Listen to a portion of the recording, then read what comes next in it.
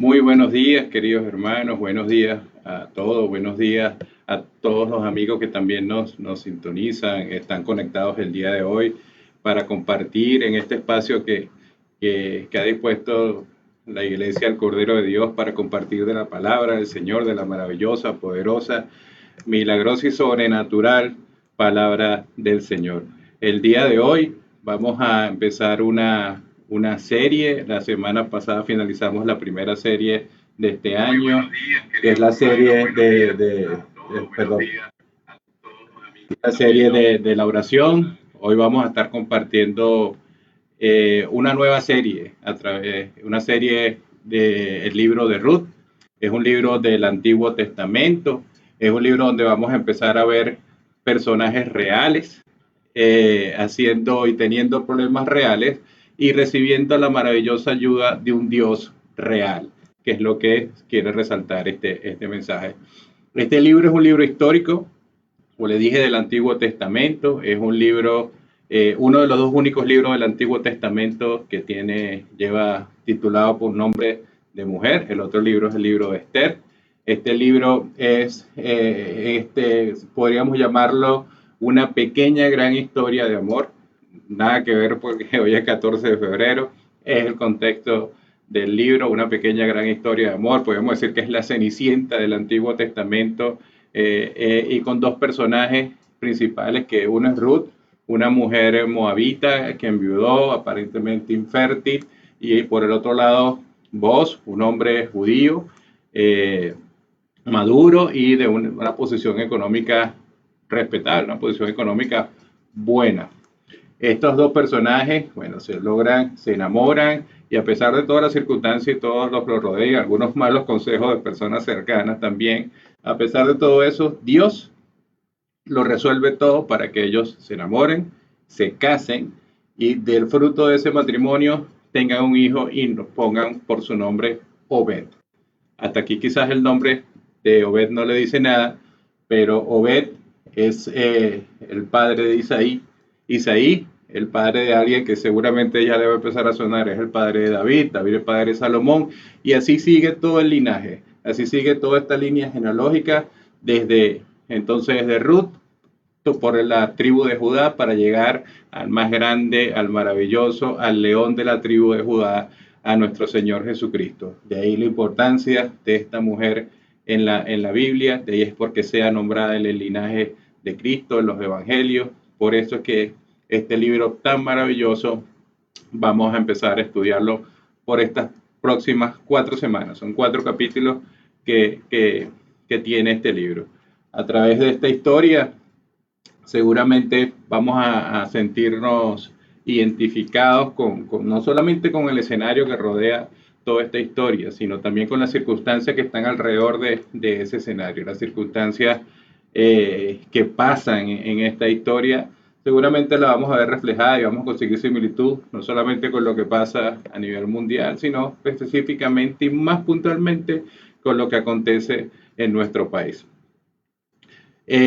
Cosas como la crisis, hambruna que hubo en ese tiempo, un pueblo apartado de Dios, adorando a otros ídolos, gente migrando, en este caso ciudades, pero en nuestro país sucede mucho la migración hacia otros países, mente migrando, pero sin la dirección ni bendición de Dios.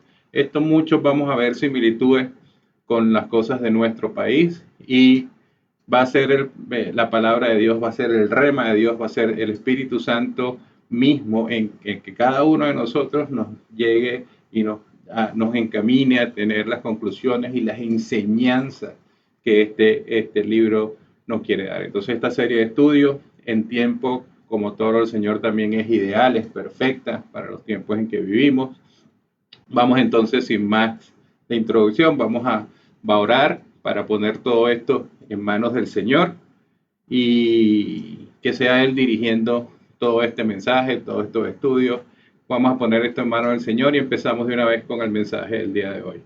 Padre, te bendecimos, Señor, gracias por este día, Señor, gracias por esta oportunidad, por este tiempo, Señor, Gracias porque nos traes palabras frescas, Señor, tu palabra que es poderosa, Señor, más punzante y más penetrante que espada de doble filo, Señor. Llega donde tiene que llegar, Señor, cumple el cometido que tiene que cumplir, Señor, y así lo hará esta vez, Padre.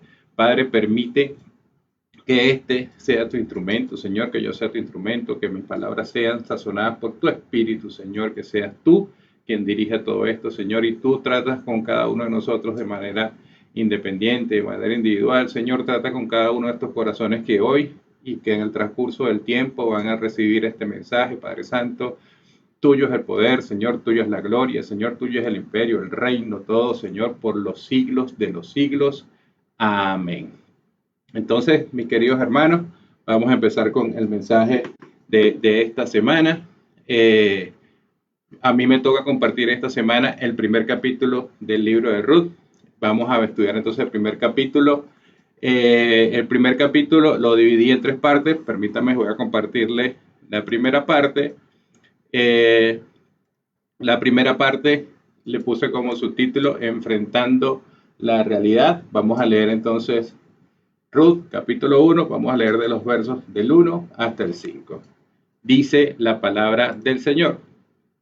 Aconteció en los días que gobernaban los jueces, que hubo hambre en la tierra, y un varón de Belén de Judá fue a morar en los campos de Moab, y él y su mujer y sus 2 hijos. El nombre de aquel varón era Elimelec, y el de su mujer Noemí. Y los nombres de sus hijos eran Malón y Kelión, efrateos de Belén de Judá. Esto es Israel. Llegaron pues a los campos de Moab y se quedaron allí. Y murió Elimelec, marido de Noemí, y quedó ella con sus 2 hijos, los cuales tomaron para sí mujeres moabitas. Una de nombre era Orfa y el nombre de la otra Ruth. Y habitaron allí unos 10 años. Y murieron también los 2, Malón y Kelión, y quedando así la mujer desamparada de sus 2 hijos y de su marido. Entonces, este es los primeros 5 versículos, la primera parte que quise subtitular Enfrentando la realidad. Y en esta primera parte vamos a ver 5 cosas de lo que leímos que resaltan rápidamente a la vista, que son 5 cosas o 5 características importantes de este primer pasaje.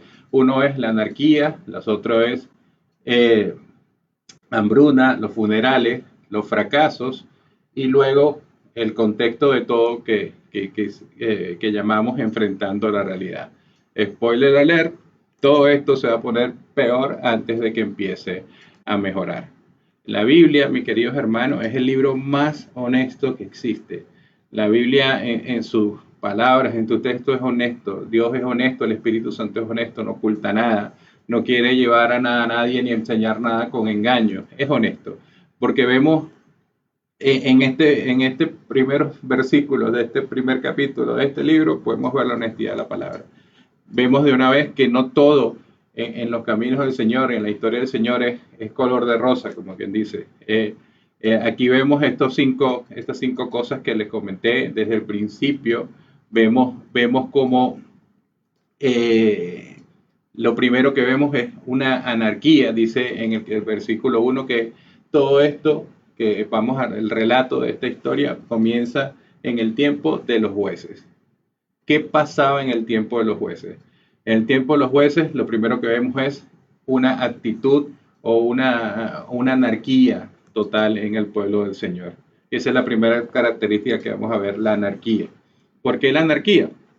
Si ustedes agarran y toman el libro que tienen ahorita, Ruth, devuelven una página hacia atrás, van a ver el último versículo, el último capítulo del libro de los jueces. El contexto de los libros de los jueces, en este sentido, era que no había rey en ese tiempo en Israel. Dios levantaba jueces que liberaban, que luchaban por el pueblo quedaba salvo de las amenazas, pero una vez que ese juez pasaba, venía el pueblo de Israel, como la burra el trigo, volvía a empezar a hacer lo mismo de nuevo, a sumar comportamiento. El pueblo de Israel hacían lo que era bueno a sus ojos, no a los ojos de Dios. Nadie se sometía a nadie, si no se sometían a Dios, mucho menos se sometían a las autoridades, hacían lo que querían. Imagínense más o menos unos disturbios en la prisión de Tocorón con los saqueos del Caracazo, más de repente una fiesta por el otro lado, todo eso junto era como una anarquía total y eso es lo que definía en ese tiempo la actitud de los hebreos que estaban como enloquecidos, ¿no? Los hebreos que estaban sueltos sin ningún sometimiento a nada y eso es exactamente lo que sucedía en el tiempo de los jueces.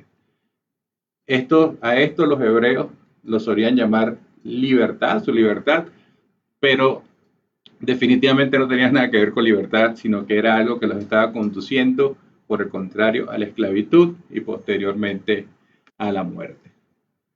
El número 2 de estas 5 cosas características que vemos al principio es la hambruna total. El mismo versículo 1 dice que hubo gran hambre en ese tiempo. La mayoría de nosotros quizás podemos entender o ver o habremos experimentado en este tiempo de crisis o conocido gente que ha experimentado mucha hambre y hemos visto gente inclusive comiendo de basura, hemos visto cosas realmente tristes con respecto a lo que es el hambre en todos estos tiempos, pero lo que les puedo asegurar que ninguna hambruna que podamos haber vivido, experimentado o visto se puede comparar con la que describe el libro de los jueces. La hambruna de los tiempos de los jueces era una hambruna donde literalmente la gente en las calles caía muerta de hambre. Y lo irónico de esto es que en este relato de esta historia la gente vivía en Belén y Belén se traduce literalmente como casa del pan. Entonces imagínense, es como si el pueblo de Dios aquí en Venezuela estuviese muriendo entre los almacenes de Central Mairense, dentro de Macro, bueno, no ahorita, quizás hace 20 años atrás. La gente estaba en el lugar donde se suponía que debía estar el alimento, debería estar el pan, donde debería estar la comida. Allí debería estar, porque Belén era la casa del pan, ahí donde florecían las cosechas, donde la gente se alimentaba bien, donde Dios estaba prohibiendo y de repente Dios restringió la provisión en ese lugar. Ahora, necesitamos y entendemos de una vez que algo está mal cuando donde se supone que debe estar la comida no la hay. Donde se supone que Dios debe proveer, no provee. Definitivamente hay algo que no está bien. Y ese algo que no está bien, debemos entender que cuando estas cosas suceden, muchas veces o lo que suele hacer la gente es decir que es un castigo de Dios, que Dios lo está castigando. Cuando Dios empieza a restringir o Dios quita algo. Y lo que siempre es bueno hacer en este caso, en vez de hacer esa conjetura, es preguntarnos si esto es una consecuencia del pecado. Si lo que está sucediendo es una consecuencia del pecado en mi vida o del pecado en el pueblo en general. En el caso específico del que estamos viendo del pueblo de Israel, era definitivamente responsabilidad del pecado en sus vidas, por lo que le estaba describiendo al principio en el libro de lo que sucedía en el tiempo de los jueces. Todo esto era porque ellos estaban haciendo lo correcto a sus ojos, no a los ojos de Dios. Dios le niega o de alguna forma les retiene la bendición, la promesa de la bendición que le había hecho, una promesa que está desde los tiempos de Abraham a su pueblo elegido, al pueblo escogido. La bendición de la provisión Dios la retiene de manera, en forma de una hambruna creciente, y esta hambruna va haciendo que esta gente tenga más y más y más hambre, y Dios está esperando quizás que en algún momento de esa hambruna la gente ante esa situación se cuestionara a sí mismo y le cuestionara y seguro le preguntaran al Señor, Señor, ¿qué estamos haciendo incorrectamente para que esto acontezca? Señor, estamos viviendo de una manera que no agrada a tus ojos. Y lo más importante es preguntarse, Señor, ¿qué debemos hacer para volver a tu cobertura? Señor, ¿cómo podemos volver a ti? ¿Cómo podemos estar bien contigo? Es que a veces Dios como que deja un poquito de dolor para que eso llame nuestra atención, nos despierte, nos abra los ojos y así evitar que más adelante tengamos un dolor aún mayor. Entonces hasta acá tenemos que había una cultura anárquica y 2, que había una hambruna. Ahora, la tercera característica es que hubo fracaso. Tenemos un padre que dice en estos 5 versículos, un padre llamado Elimelech, padre con su esposa Noemí y sus hijos Malón y Kelión. Elimelech literalmente significa Dios es mi rey. En aquel tiempo, como lo ha dicho y ha comentado nuestro pastor, el significado en general en la Biblia, el significado de los nombres es algo que es relevante, no es cualquier cosa, no es un nombre puesto al azar, muchas veces tiene que ver con algo en específico que el Señor quiere mostrar. Y este era un hombre que su nombre era Dios, es mi rey, pero que no vivía como tal. Es como si hoy usted y yo como cristianos, como evangélicos, salgamos a la calle a pregonar que Jesús es mi rey, Jesús es mi Dios, y allá o más allá vivamos de una manera que no es congruente con lo que dice nuestra boca. Nuestros hechos, nuestro testimonio es lo que habla, y así es el caso de Elimelech. Tenía un nombre, pero su nombre era totalmente incompatible con lo que estaba haciendo. ¿Qué hace este Elimelech? ¿Qué hace este padre de esta familia? Él toma una decisión para su familia. Se empieza a dar cuenta, como que hace un análisis de la situación. Dice, bueno, estamos acá en Belén, aunque estamos acá en Belén, estamos con el pueblo de Dios, estamos con la presencia de Dios, pero, oye, Dios no está, Dios, no hay provisión de Dios aquí, la provisión de Dios se cortó. Entonces empieza a pensar en otras ciudades, empieza a contemplar otros lugares y dice, bueno, como que le pareció, quizás en ese momento, que la situación y el ambiente, el clima económico de Moab estaba mucho mejor. Entonces, ¿qué es lo que hace Elimelech? Toma una decisión, agarra sus motetes, agarra a su familia y se enfilan hacia Moab.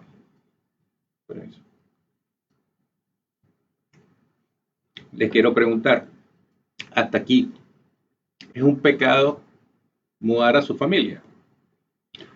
La respuesta, bíblicamente, no lo es. Pero la pregunta correcta es si Dios quería que Elimelech mudara a su familia. Dios lo llamó para pedirle, o Dios le reveló a través de alguna profecía, a través de cualquier forma. Dios lo instruyó a él para que moviera a su familia a otro lugar. No, no lo hizo. Entonces, lo correcto es, está bien trasladar a tu familia bajo la bendición, bajo la cobertura de Dios, y es cuando Dios te llama a hacer eso. Y ponele que, bueno, que explícitamente en la Biblia nos dice que no es un pecado mover a tu familia, mudar a tu familia. Ponele, como dice los argentinos, que desobedezcas esto y te mudes.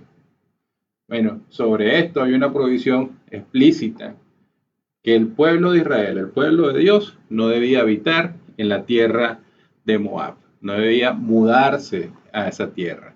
Entonces, es como que se comieron todas las luces, Elimelech, pasar los semáforos en rojo que les puso el Señor.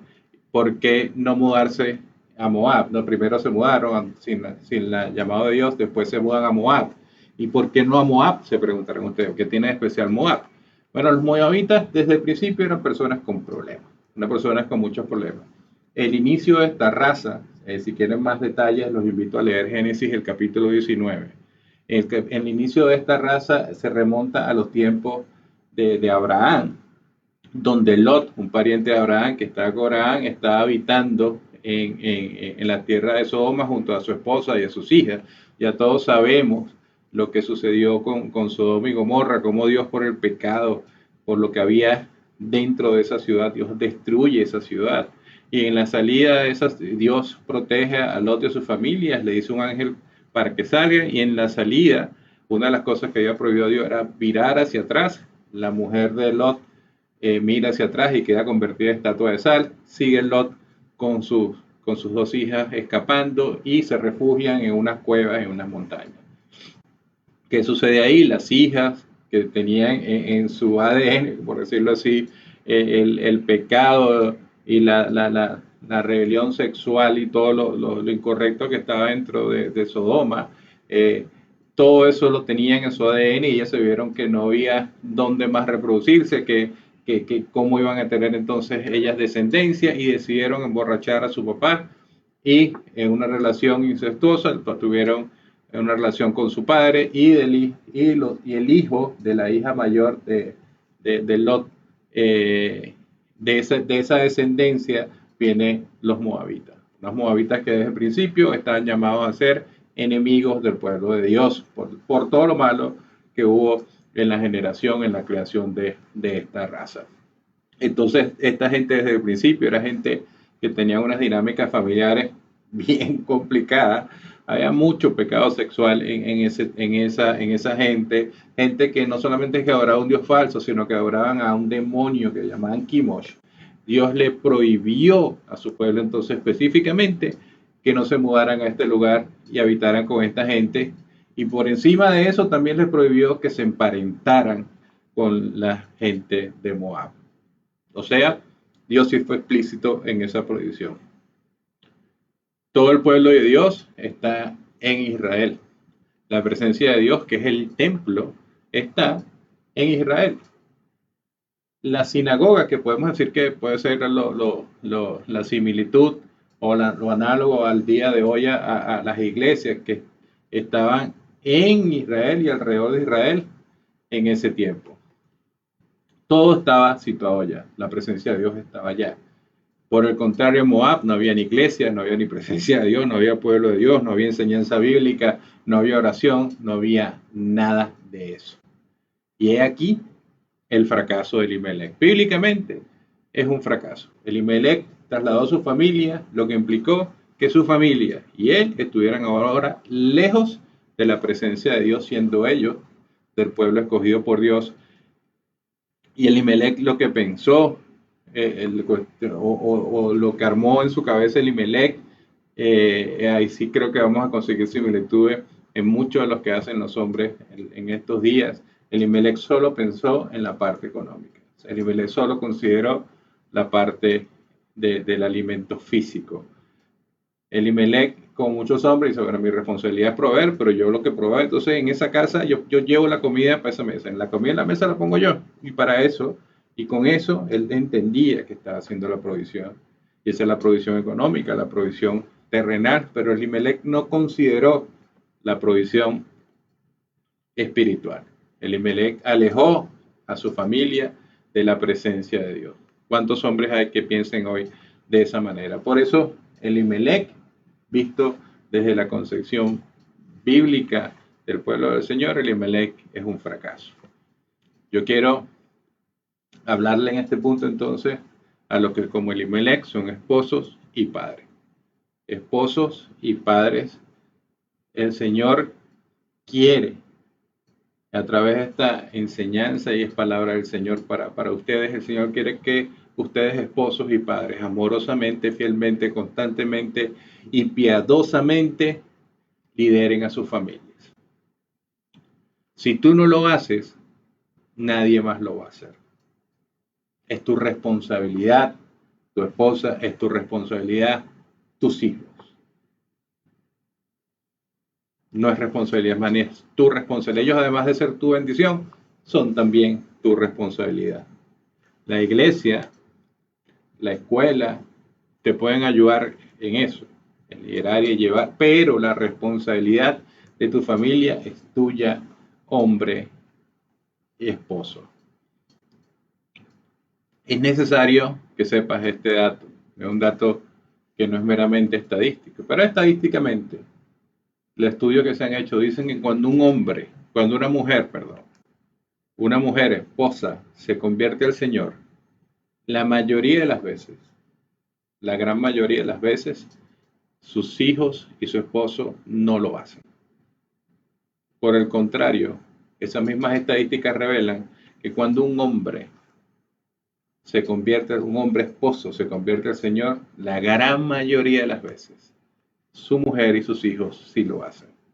Y esto es estadística, bueno, estos son números estadísticos. ¿Esta es una coincidencia? No. Esto sucede específicamente porque la palabra de Dios es verdadera. Dice la palabra que sea todo hombre mentiroso y Dios veraz. La palabra de Dios es verdadera. Y en la palabra de Dios dice que tu hombre, que tu esposo, eres sacerdote y eres líder y eres cabeza de tu familia. Entonces la palabra de Dios se cumple. Entonces no es cuestión de revisar en este punto si eres o no sacerdote, si eres o no líder, si eres o no cabeza, porque lo eres. Es cuestión de entender y es cuestión de cuestionarse si eres o no un buen líder, una buena cabeza, un buen sacerdote de tu hogar.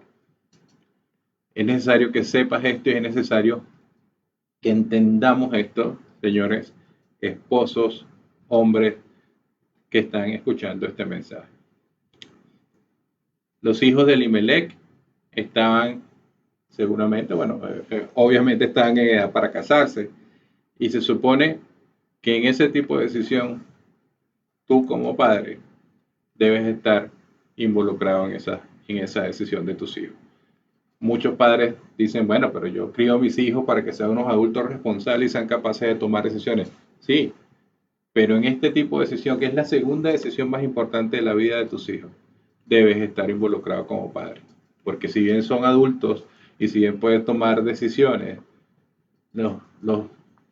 tus hijos no tienen ningún tipo de experiencia en lo que respecta al matrimonio.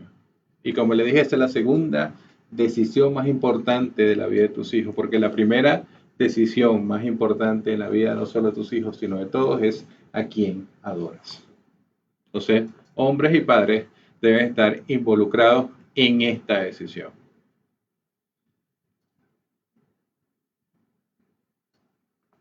Pregunto, ¿está bien que un creyente se case con un incrédulo?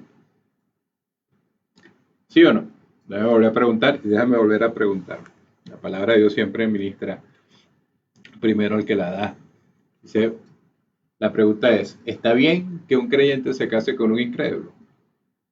La respuesta es no. La Biblia es muy específica y muy contundente. Esto es no. No, no está bien y no es un tema que diga, bueno, que esta muchacha para mi hijo de repente, bueno, ella no es creyente, pero bueno, vamos a ver si esto es lo que Dios quiere y vamos a orar. No, es no. La respuesta es no. No es un tema que te pongas a orar por eso, no es un tema que vamos a analizar. No, no está bien y punto y se acabó, dice el Señor. Así que no permitas que tus hijos miren hacia allá ni que prendan la luz de cruce para cruzar por ese lado porque no es lo correcto. ¿Qué es lo que dice la Biblia? Entonces, gracias padres y esposos. Volvemos al punto de qué es lo que dice la Biblia del pueblo de Dios casándose con los moabitas, haciendo el enlace con este mensaje. Deuteronomio 7.3 dice lo siguiente, dice en Deuteronomio 7.3, y no emparentarás con ella. ¿Qué dirá eso en el hebreo, en el antiguo griego? No, es lo mismo, no emparentarás con ella. Dice la palabra de Deuteronomio 7.3, no emparentarás con ella, no darás tu hija a su hijo, ni tomarás a su hija para tu hijo. Más o menos, eso es lo que dice el Señor. No. Le dijo al pueblo de Israel, no emparentarás con los moabitas, cosas que hicieron los hijos de Elimelech. Muchos de los historiadores o algunos de los historiadores comentan que una de las cosas que atraía, solía atraer como a los hijos de Elimelech, a los hombres hacia las mujeres de Moab, es porque, como dicen los gringos, porque esta mujer era muy hot, esta mujer era muy caliente. Pero si esto es así, esto le da un punto válido a lo que dice el Señor. El punto del Señor es, si estas mujeres son calientes, para caliente el infierno, no es el infierno, no ellas. No se casen con mujeres, no se parenten con mujeres de Moab. Vamos a ver un poco más de esto en Deuteronomio 23.3. ¿Qué dice Deuteronomio 23.3? Dice, no entrará amonita ni moabita en la congregación de Jehová, ni hasta la 10ª generación de ellos. No entrarán en la congregación de Jehová para siempre. Es como si Dios se asomara y dijera, hey, muchachos, muchachos solteros de Israel, no se casen con mujeres de Moab, no se casen con esas muchachas. Y los muchachos solteros de Israel con sus hormonas bien alborotadas dicen, ¿y si hipotéticamente lo hiciéramos? ¿Qué pasa? El Señor les dice, bueno, tú y tu familia no podrán entrar en la congregación, en la presencia de Dios por 400 años. ¿Por qué? Porque habla de Dios de 10 generaciones. Las generaciones se entienden alrededor de 40 años, son 400 años. Eso es un montón de tiempo. Y ahí dice el Señor, para ser más específico, para siempre. Eso es la consecuencia de desobedecer al Señor en este sentido. Y es que no se trata simplemente de que el Señor tenga una prohibición por un tema hacia esa raza. Se trata de todo el contexto y el trasfondo espiritual que hay detrás de esto. Por la concepción, mucho de lo que tiene que ver de dónde viene ese pueblo de Moab, lo comentamos hace un rato, no. El Señor dice, no, con esta gente, mi pueblo, no se debe emparentar. Entonces, hablando de fracaso, que es la tercera característica, podemos ver que Elimelec, como líder, como padre, falló, sus hijos Malón y Kelión, desobedeciendo la palabra del Señor, emparentándose y casando, tomando como mujeres, como esposas a moabitas, también fracasaron. No son simples entonces selecciones o elecciones de vida, estos son fracasos. Ahora a ver, me dirijo a los hombres solteros.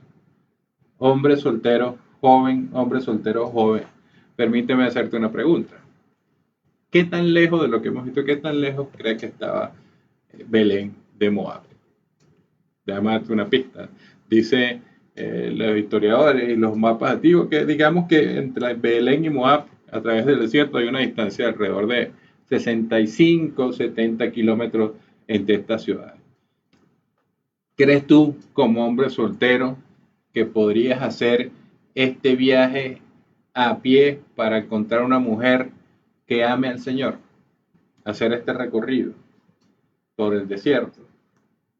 No pareciera imposible, ¿verdad? Un recorrido quizás de varios días o un par de semanas caminando a pie, pero un recorrido que está enfocado en buscar ahí a una mujer que ame al Señor, una mujer del pueblo de Dios. Eso sería tomar el camino hacia donde deberías ir, pero lo que en realidad sucedió en aquel tiempo y sucede en este tiempo, que así como los hijos de Elimelec, los hombres solteros tomarán a quienes estén más cerca y enfrente de ellos, y por razones muy diferentes a las espirituales y a los temas que nos indica el Señor. Tomarán a las mujeres que están ahí, en vez de tomar el camino largo y difícil de la voluntad de Dios. Muchos hombres tomarán y siguen tomando a las mujeres que están al frente de ellos, a la mujer que está más cercana, sin importar si son una mujer o no del pueblo de Dios. Así que, hombre soltero, si tú amas, sirves y adoras a Dios, debes procurar encontrar una mujer que ame, que sirva y que adore a Dios. ¿Para qué? Para que juntos amen, sirvan y adoren al Señor. Y como fruto de eso tendrás unos hijos que ¿qué? Unos hijos que amen, sirvan y adoren al Señor, porque ese es el camino, ese es el plan del Señor, esa es la voluntad del Señor. Esa es la palabra que tiene para ti, hombre soltero, este mensaje el día de hoy. Entonces, de las 5 cosas, hemos visto hasta acá 3 cosas, que en la anarquía, vimos la hambruna, vimos los fracasos que vamos a ver, y ahora la cuarta cosa que vamos a ver son los funerales. Todo esto en los primeros 5 versículos de lo que describe esta historia. Elimelec, el padre, murió. Malón y Kelión murieron. Ninguno de los hijos de Elimelec, ni Malón ni Kelión, tuvieron hijos. Por lo que entonces también el apellido de esa familia murió. Entonces murieron estos hombres. A ver, pregunto, ¿por qué se mudaron ellos de Belén en primer lugar? ¿Por qué decidieron ellos mudarse, salir de Belén en primer lugar? Por la situación que había en Belén, ellos no querían morir. ¿Y qué les pasó? Que murieron. Es irónico, ¿verdad? Pero entonces se mudaron a Moab y murieron. La clave entonces, mis queridos hermanos y amigos, es caminar en la voluntad de Dios. Cuando caminas en la voluntad de Dios y con la confianza que estás experimentando la voluntad de Dios, también vas a experimentar la provisión de Dios. Porque dice la palabra del Señor que Dios nos proveerá con todas las cosas que necesitemos. No algunas, todas las cosas que necesitemos nos proveerá el Señor. Amén. Entonces ellos, cuando digo ellos, los hijos de Elimelec no tuvieron en consideración estas cosas. Ni los hijos ni Elimelec. Entonces, a raíz de esto, como consecuencia de esto que tenemos aquí, tenemos 3 funerales. Imagínense la vida de Noemí, o el trajín de Noemí, o lo que experimentó Noemí. Noemí vistiéndose de luto porque murió el esposo, Noemí vistiéndose de luto de nuevo porque murió uno de sus hijos, Noemí vistiéndose de luto de nuevo porque murió su otro hijo, entendiendo todo lo que significaba el proceso de duelo y significa, es una tradición en el pueblo judío que son por lo menos 30 días de dolor intenso que experimenta la familia y la gente que tiene una pérdida de un familiar. Uno tras otro, fueron muriendo. Entonces, además de todo esto, Noemí experimenta todo esto y sola, porque Noemí no está en Moab, está en Moab, perdón, no está en Belén. En Moab no hay ninguna mujeres creyentes que puedan orar por ella, acompañarla, que puedan hacer, rodearla y protegerla como un ministerio de mujeres. Ella está absolutamente sola, porque una mujer viuda sola y sin sus hijos está sola. Entonces, a Noemí, a Ruth y Orfa, tres mujeres viudas, les toca lo que es el subtítulo de esta primera parte, enfrentar la realidad. La realidad que están solas, desamparadas, porque sus esposos no tuvieron planes para con ellas. Sus esposos vivieron en lo inmediato y no vieron más allá. Sus esposos no tenían, como decir el día de hoy, no tenían ni seguro de vida, ni tenían inversiones, ni tenían unos ahorritos, nada para ellas. Y es que nosotros, mis queridos hermanos, y que específicamente nosotros los hombres, debemos planificar y debemos tomar en cuenta lo que es el bienestar de tu familia aún y cuando ya no estemos en este mundo.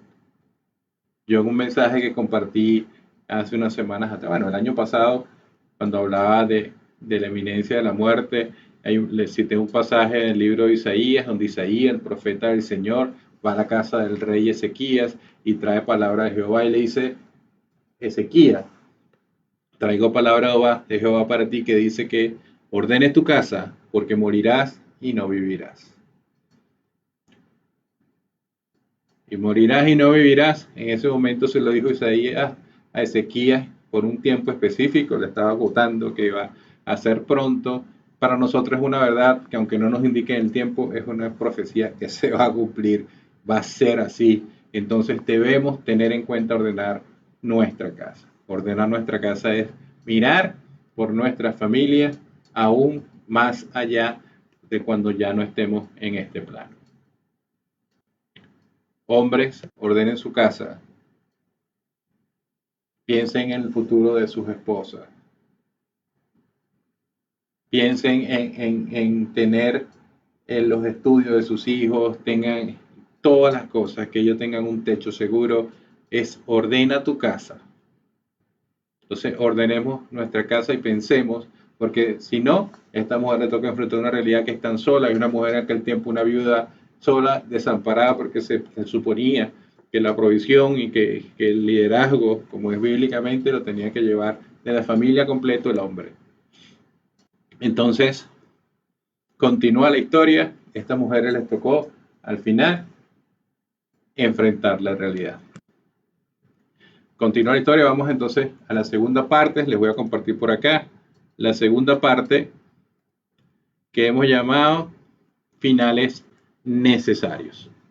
Estos finales necesarios vamos a leer aquí en el libro de Ruth. Vamos a leer ahora de los versículos 6 al 18. Es un poco más de texto. Vamos a leerlo completo. Después lo analizamos. Y no importa cuánto texto sea, porque dice la palabra del Señor que la fe entra por el oír y el oír la palabra de Dios.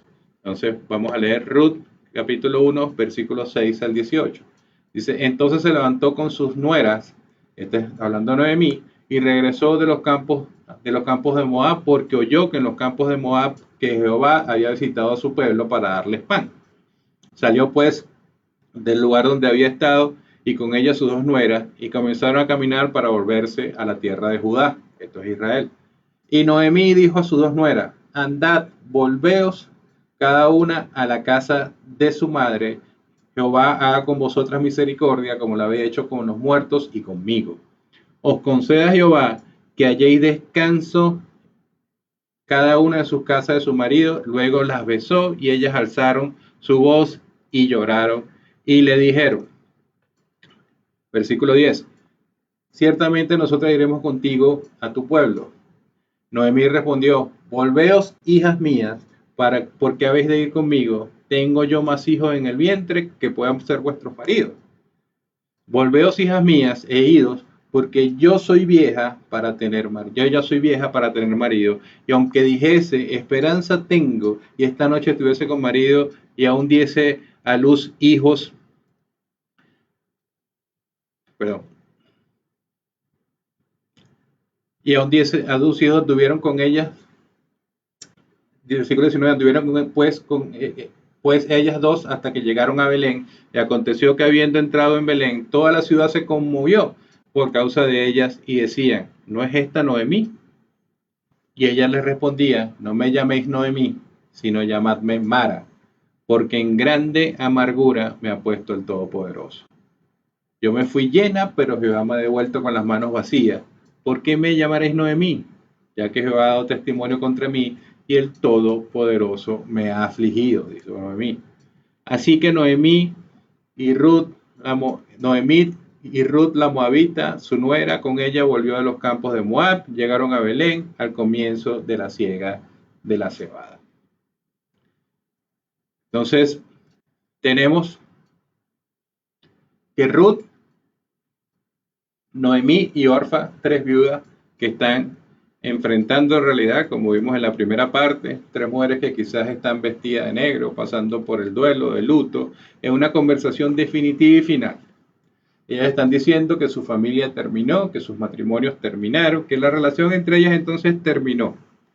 Es una conversación final y no sería más familia. Estas mujeres, como es de entender, estarían devastadas. Esto es más o menos este tipo de conversación. Es como, no sé si es así en la realidad, pero como lo dicen en las series de médicas, donde sale en el quirófano y cuando el paciente muere, hay algún momento que el doctor tiene que decir, hora de la muerte, tal y tal, del día tal y tal. En ese momento se levantó Noemí y dijo, esta familia, a este día, en esta hora, esta familia está muerta. Ya es una conversación final. Ruth, a diferencia de Orfa, quiso aferrarse a Noemí, quiso quedarse con ella. Y Noemí le dijo, Ruth, haz como tu cuñada, que ha vuelto con su gente y con sus dioses. Esto es crucial. Para que Orfa, a quien Noemí besó el hijo que se regresara, él se regresó. Si regresara a su religión, regresara a su gente, quiere decir que regresaba entonces también a sus dioses. Esto quiere decir que tanto Orfa como Noemí era regresar a hacer la impiedad, hacer de nuevo la impiedad en su totalidad.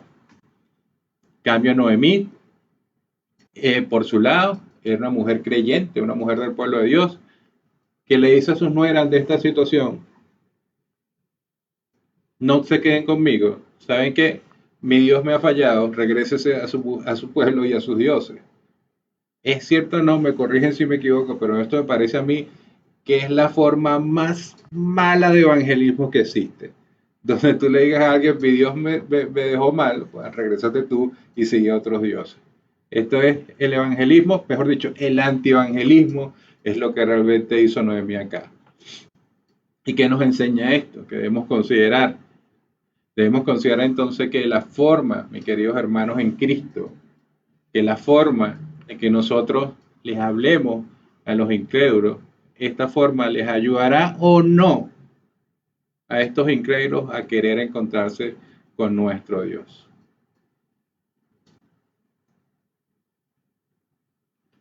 Sin embargo, con todo este antievangelismo total de Noemí, Ruth le responde.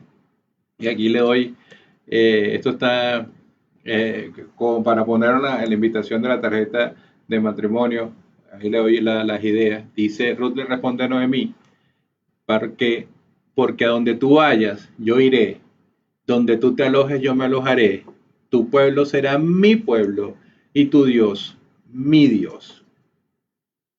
Esto es como que Ruth le dice a Noemí, Noemí, no solamente me estoy comprometiendo contigo, Noemí, me estoy comprometiendo con tu Dios. Y esto es bastante sorprendente Es muy sorprendente porque el pueblo de Moab, por todo lo que vimos antes, ni siquiera se les permitía estar en la presencia del Dios de Israel, mucho menos adorarlo. Y esta mujer había tomado esta decisión.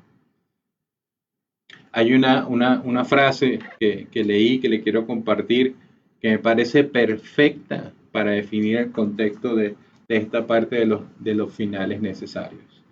Y es que para que el bien comience, el mal debe terminar. Para que el bien comience, el mal debe terminar.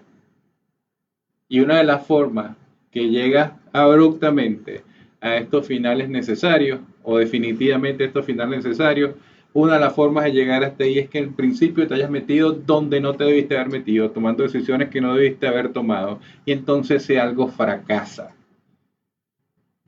No importa que muchas veces, como muchas veces, eso puede comenzar muy bien, al principio puede parecer bien, pero para que el bien comience, el mal debe terminar, entonces eso va a fracasar.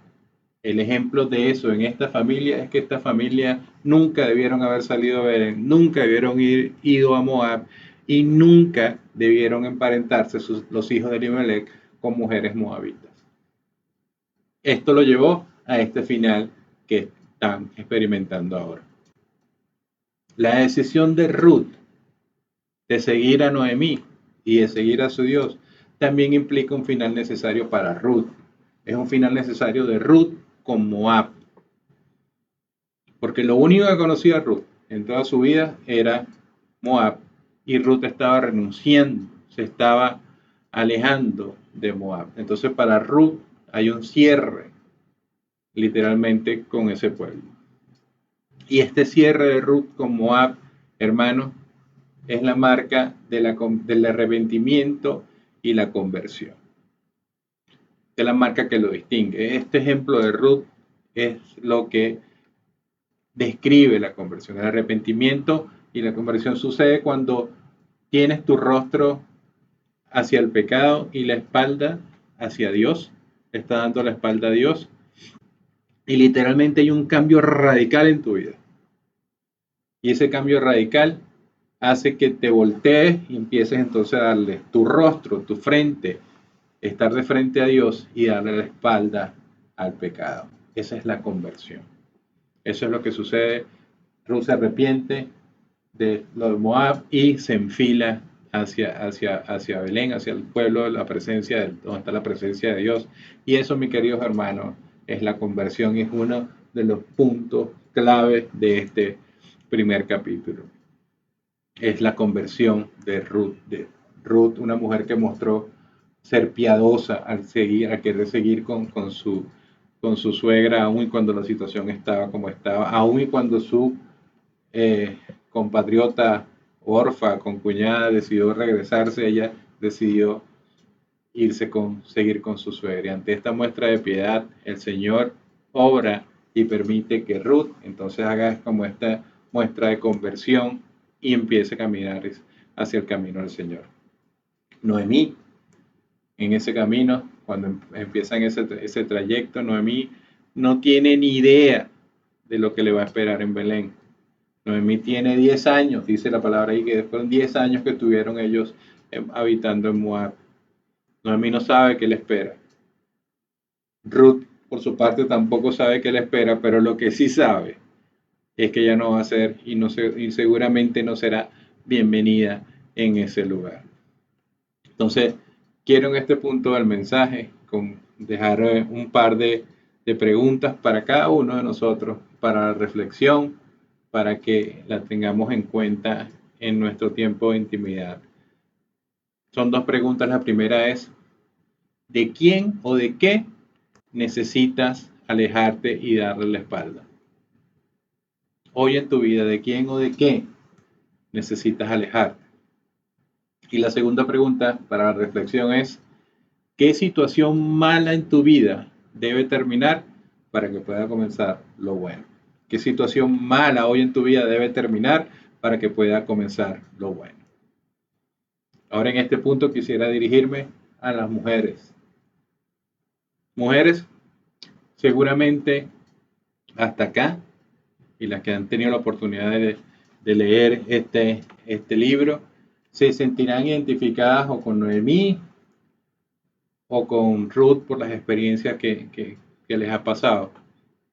Seguramente sienten esta identificación porque regularmente las experiencias más dolorosas de la vida de una mujer vienen atadas a o ligadas a hombres que se suponía que en primer lugar deberían tener las mujeres o estar estas mujeres con estos hombres a salvo y seguras.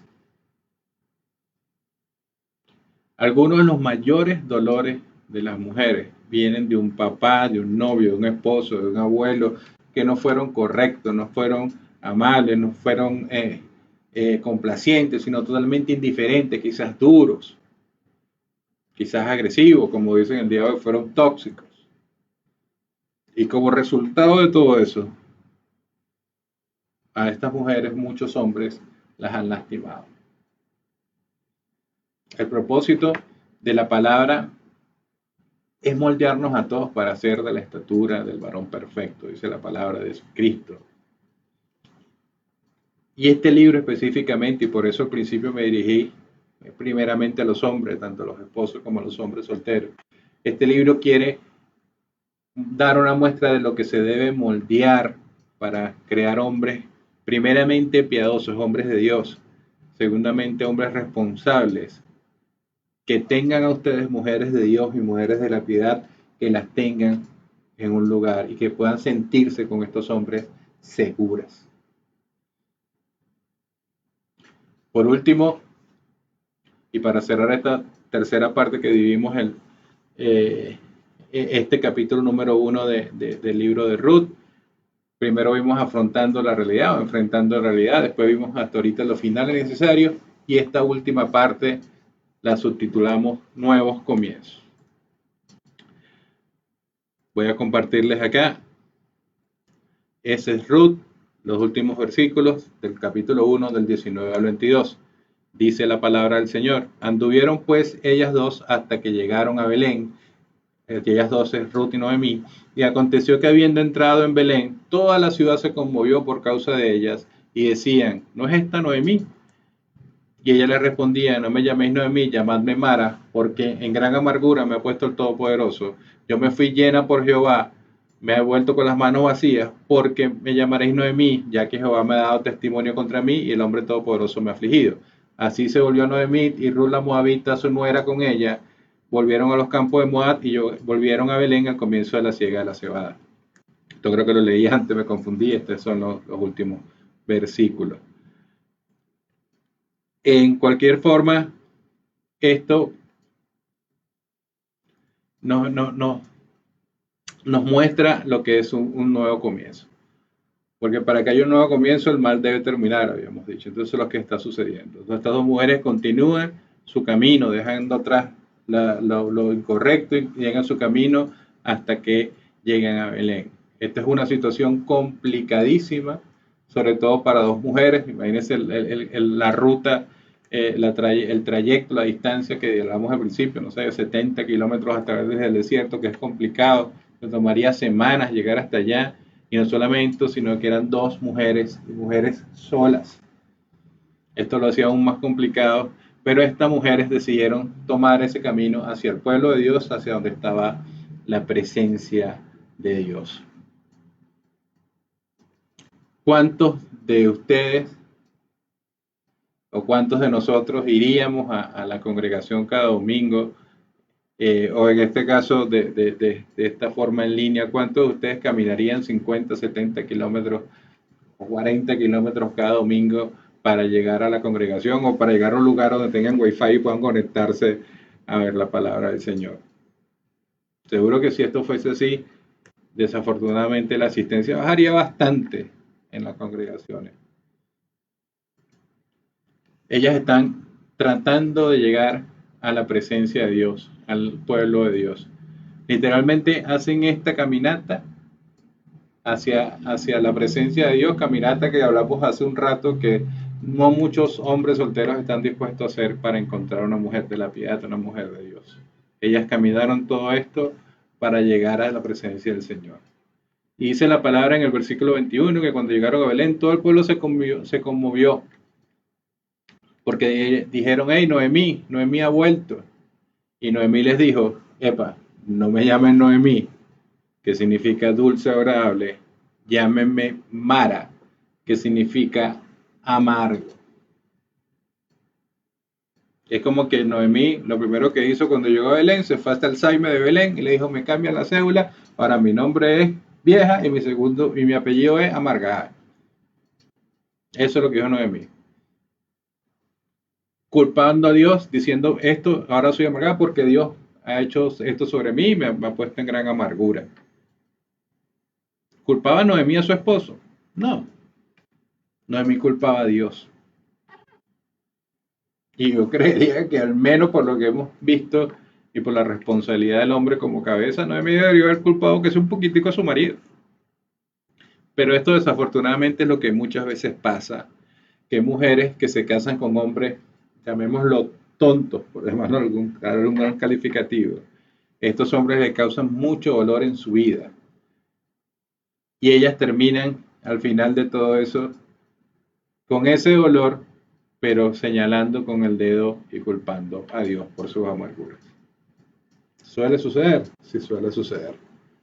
Estas mujeres se niegan a responsabilizar a su marido por las decisiones que ha tomado y por lo bien o mal que ha hecho en liderar a su familia, que es su responsabilidad, porque así lo dice la palabra. Esa es la estructura de la familia, esa es la forma donde la familia debe operar. Es responsabilidad del hombre liderar a su familia, por entonces liderar, y es responsabilidad, como le diría el tío a Peter Parker, el hombre araña, le dijo, grandes poderes, grandes responsabilidades.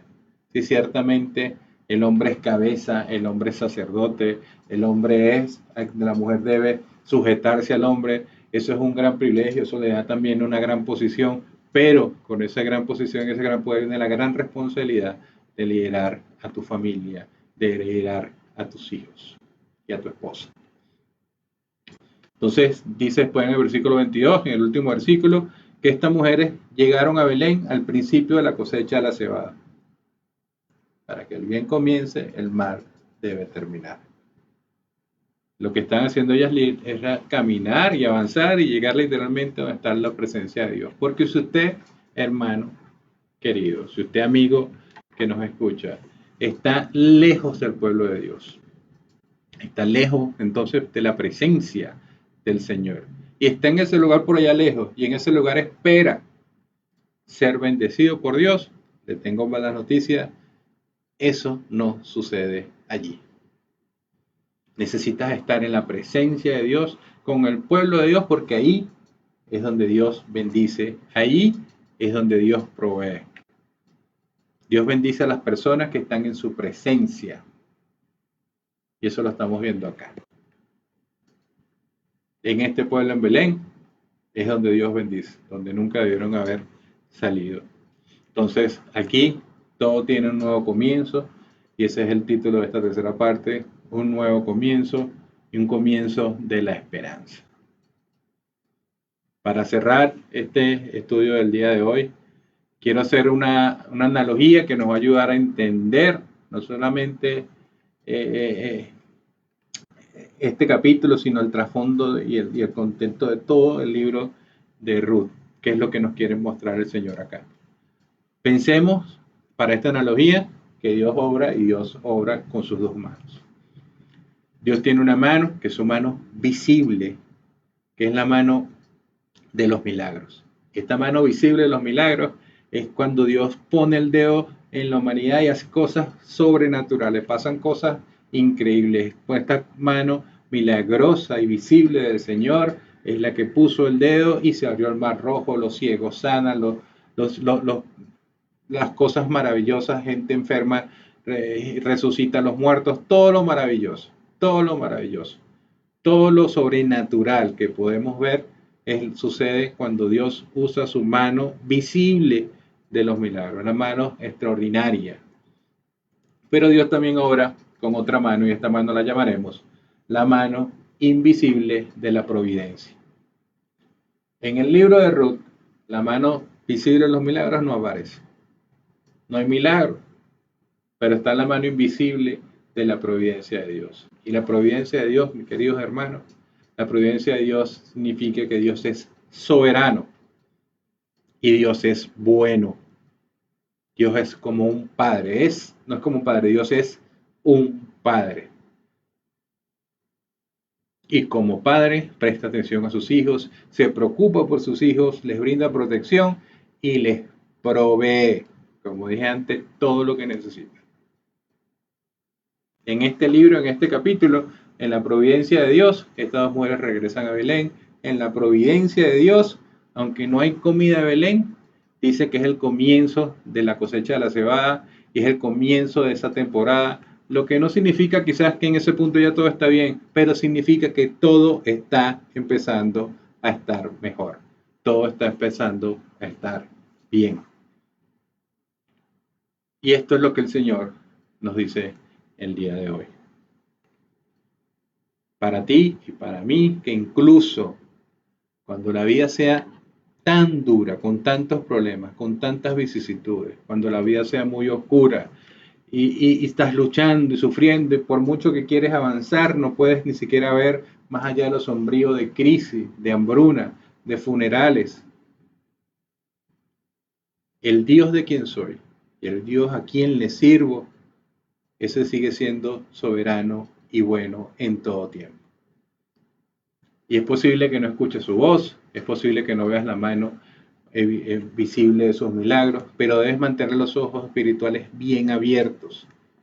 Debes estar enfocado y tener la mente abierta y los ojos despiertos, porque su mano invisible de la providencia todavía trabaja y seguirá trabajando en tu vida.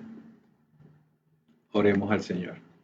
Padre, gracias Señor por este tiempo, Señor, gracias por tu palabra, Señor, gracias porque nos ha permitido, Señor, compartir de este maravilloso pan de vida que es tu palabra, Padre de la gloria. Padre, quiero orar por los hombres, por los esposos, Señor, porque sean las cabezas idóneas, Señor, y correctas de sus familias, Señor, porque lideren correctamente a sus esposas, Señor. Sus esposas son un jardín, ellos son los jardineros, Señor, sus hijos, Padre. Mira tú, Señor, que hoy hay tantas familias de hijos que no conocen a sus padres, no conviven con sus padres, Señor. Permite que eso cambie con estos hombres de Dios, con estos hombres de tu pueblo, Señor, que tú estás forjando, moldeando para ser los hombres correctos. Padre, Padre, mira a los hombres solteros, a los jóvenes solteros, Padre de la gloria. Padre, llévalos por el camino correcto y mantén sus mentes en lo correcto, en el camino de la piedad, en el camino de la santidad, Señor, hasta que puedan elegir. Y si tú les provees, Señor, está en tu voluntad proveerle una esposa, Señor, que le elijan del lugar correcto, Señor, que sea una mujer de tu pueblo, Señor, que sea una mujer, como dice tu palabra, Padre de la gloria. Permite que ellos hagan la elección correcta, Señor. Padre Santísimo, Señor, mira a estas mujeres, Padre de la gloria, estas mujeres que muchas han sido maltratadas, que muchas han experimentado dolor en su vida por culpa de hombres, Señor, irresponsables, Señor, hombres que no han entrado en tu ley, hombres que no han respetado tu palabra, Señor. Mira a estas mujeres, Señor, bendícelas, Señor, bendice sus hogares, bendice a sus maridos, Padre de la gloria, y permite que ese cambio, Señor, que esa vuelta, Señor, que eso maravilloso que puedes hacer tú, lo experimenten todas ellas en cada una de sus vidas, Padre de la gloria. Padre, te damos gracias, Señor, porque eres bueno, Señor, en todo tiempo, Padre, porque eres soberano, Señor, y porque eres maravillosamente espectacular, Padre de la gloria. Eres nuestro único Salvador, Señor, eres nuestro castillo, nuestra fortaleza, Señor, y en tu palabra, Señor, nos da felicidad recibirla, nos da gozo, Señor, porque sabemos que siempre hay una promesa, que siempre hay un triunfo, que siempre hay una victoria para cada uno de nosotros, lo que en ti creemos, Señor. Te servimos, te amamos y te adoramos, Padre de la gloria. Bendecimos tu maravilloso nombre en el poderoso nombre de tu Hijo Jesús. Amén y amén. Muchas gracias, mis queridos hermanos, gracias, mis queridos amigos, por este tiempo. Manténganse atentos para la próxima semana. Mi querida hermana Carmen Arcia va a estar compartiendo el capítulo 2 de este maravilloso libro de Ruth. Nos vemos la semana entrante. Que Dios los bendiga y que Dios los guarde y que tengan una bendecida semana.